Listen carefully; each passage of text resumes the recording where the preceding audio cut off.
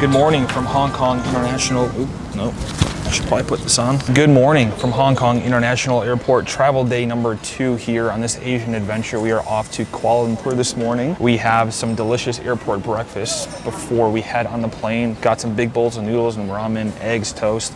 We got the works. And we have a beautiful view of a tarmac full of Cathay Pacific A330s, little ANA. I don't know if that's a Dreamliner or what it is down there. What I'm trying to say is I love this view. No better view in my book for breakfast than tarmac view. So I'm enjoying, I'm about to dig in, and we're off to Malaysia. Let's go. Today was my first time flying with Malaysia Airlines, so I was excited to get going. Our 4-hour flight today was on your run-of-the-mill 737. The seats were a bit tight, but not only did they provide a blanket and a pillow, but also a full hot meal. Yet another reminder of how little we settle for on short-haul flights back in the US. The crew were lovely, the flight was smooth, and we were on the ground in KL in no time. We made our way to the Mandarin Oriental, where we were welcomed with a refreshment and a hot towel. And our first order of business was to go and hang out by the pool for fairly obvious reasons.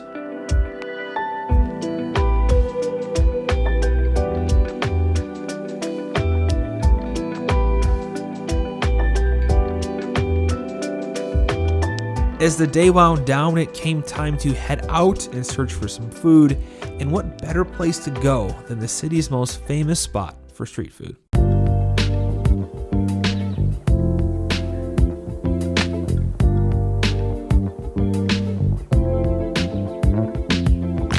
All right, friends, we are here on our first night in Kuala Lumpur at Jalan Alor Street Market, probably the most famous part of Kuala Lumpur for street food. We have not got street food yet on this trip, so we're really excited to dig in. I have a noodle dish here. We are feasting. We have vegetables, green beans, potatoes, a beef stew that I've never seen a bowl that big, I think, in my life. I have tiger beer, and we're getting replenished as I'm filming this, which is pretty great. As big as my head. You can see how big this beer is. Did we ask for these?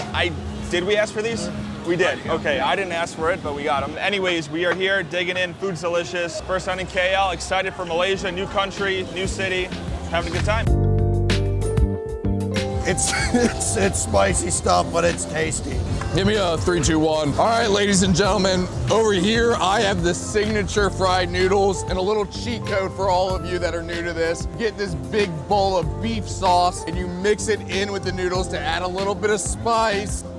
10 out of 10, 5 stars, you'll love it.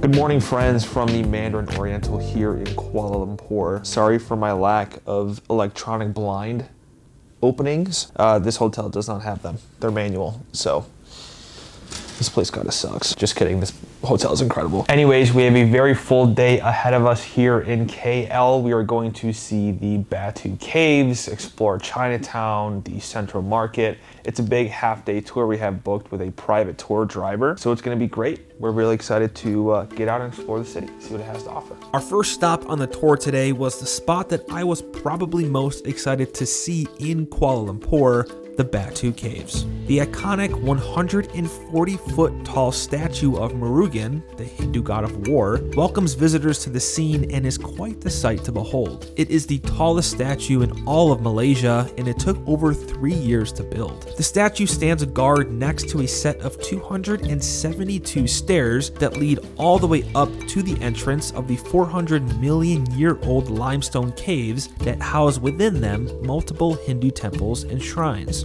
The cave complex is a focal point for the Tamil Hindu festival of Thaipusam, where millions of visitors make the pilgrimage to the caves over the course of the multi-day celebration to honor Lord Murugan and the spiritual victory of good over evil. Aside from the beautiful architecture and artwork, it's also hard to miss these mischievous little fellows running around literally everywhere. From the caves, we made our way to another significant religious monument in the National Mosque of Malaysia. Islam is the majority religion throughout the country, with nearly 2/3 of the populace practicing. The mosque was built in the 1960s as a symbol of the country's newfound independence from Great Britain. The umbrella is featured throughout the design of the mosque, including the main roof as an open umbrella and the cap of the 240-foot tall minaret as a closed umbrella. These design features, particularly the roof, were an intentional departure from the classical dome features of many mosques around the world, as a symbol of the aspirations of a newly independent nation. As our tour continued on, we made a quick pit stop for lunch at Kuala Lumpur Central Market. This market was originally established in 1888 as a wet market, and the current Art Deco building, completed in 1937, has since become a landmark of Malaysian culture and heritage. Alrighty, lunchtime here in Central Market in Kuala Lumpur. A huge market filled with souvenir shops and food vendors, markets. It's a really cool place. You could spend hours here. Just got our food. Nick has some noodles with shrimp. They got a coconut rice with a fried egg and some chicken. Looks great. Nick already made the statement that it's the best meal he's had so far on this trip. So I'm excited to dig in. My food from the same spot that he got his. This market is bustling. So many people, a lot of energy. Definitely a must-do when in KL. You want some of it? I haven't tried it. By the way, my entire meal here cost me 20 ringgit, which is the equivalent of about $5 US. And this water bottle was 80 cents. Can't really beat that. Our last stop on today's tour was also the newest monument that we got to see. The Thean Hou Temple was built in the late 1980s by the Hainan Chinese minority living in Malaysia. It is a grandiose 6-level complex dedicated to the ancient Chinese sea goddess Matsu and is one of the largest temples in all of Southeast Asia. And I must say, I think Chinese temples might be my new favorite thing to take pictures and videos of. Such stunning works of architecture. I cannot stress how cool this tour was. Going from an iconic Hindu temple to a massive mosque to a stunning Chinese temple, it served as the most obvious reinforcement of the fact that Malaysia truly is a cultural melting pot. And it makes sense. Geographically, it has been right in the center of many historic trade routes that have connected so many different cultures across the continent. And what is so fascinating to me is that Malay culture itself is so distinct at the same time. It's not that Malay culture is only the sum of these parts, but it exists as its own, with one of their most defining attributes being that they are a very tolerant people.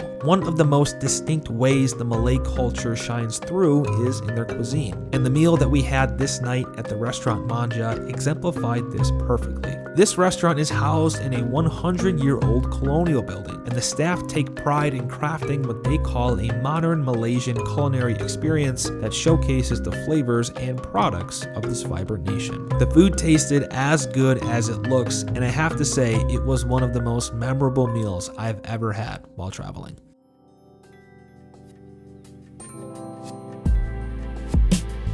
Our final day in Kuala Lumpur started off on the rainy side, so we decided to take it easy by the pool in the morning, which was nice as it gave me time to edit some of the pictures I took while we were in Taipei. The weather eventually cleared up and we made our way back out to the central market, which we feel we didn't have quite enough time to explore during the tour. But I can't lie, we also couldn't pass up on more of that market food for lunch. Back here again at Central Market to remind you that if you come to Kuala Lumpur, you have to come to Central Market. My entire meal here, a noodle dish, 2 samosas, and a plain naan, cost me a total of $6.63. Cannot beat it. With no firm plan in place today, we continued to wander around and eventually made our way to Chinatown as nightfall approached and found ourselves at the all-vegan restaurant, The Hungry Tapir.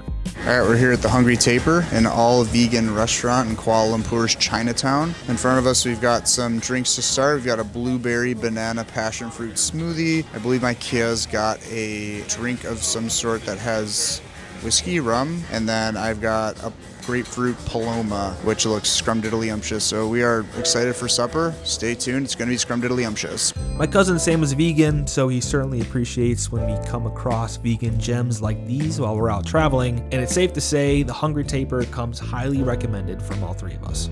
Cheers to supper. As our time in KL came to a close, it was only right to take some time to admire the iconic Petronas towers, which looked absolutely stunning lit up against the night sky. I cannot say enough good things about this city. Admittedly, I didn't come in with much of an expectation, but I can say with the utmost confidence that I look forward to coming back again one day. But for now, our time in Malaysia continues on to another destination that is a far cry from the city life here in KL. So until then, thank you so much for watching, and we'll catch you in the next.